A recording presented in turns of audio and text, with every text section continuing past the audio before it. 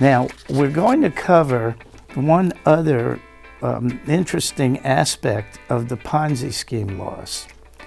The Internal Revenue Service had so many inquiries when the Madoff scandal broke that they were overwhelmed and really couldn't they had to put so many people on these claims for refunds from Madoff that they decided to do what's called a safe harbor. That means that they outline the situation where if you fit into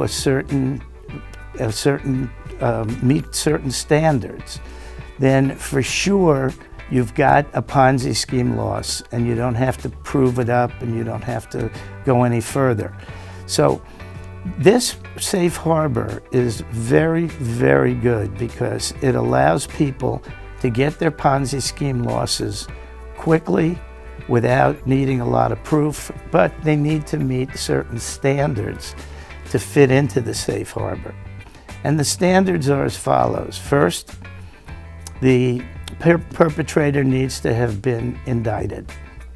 Not convicted, but indicted. They want to make sure that they do have a criminal action.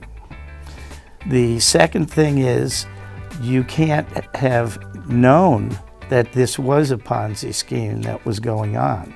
If you were knowledgeable that it was a Ponzi scheme, you're not going to be able to get your money back. The nice thing that they did in this safe harbor also is, instead of having to prove the amount of the loss that you're entitled to in a particular year, they gave you some automatic standards.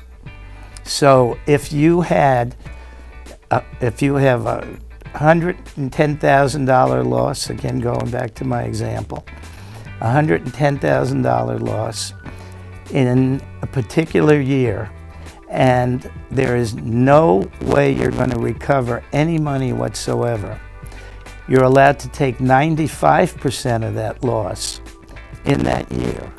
And then in a later year, when you know for sure that you're not going to get the other 5%, you're allowed to take the other 5%.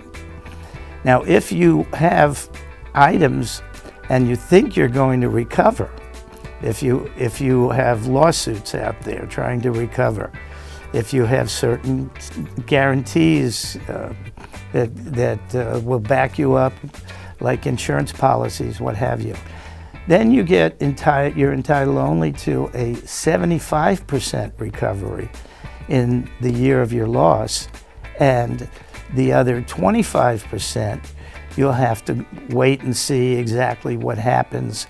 If you recover 15% of it, then you can take your other 10% later on.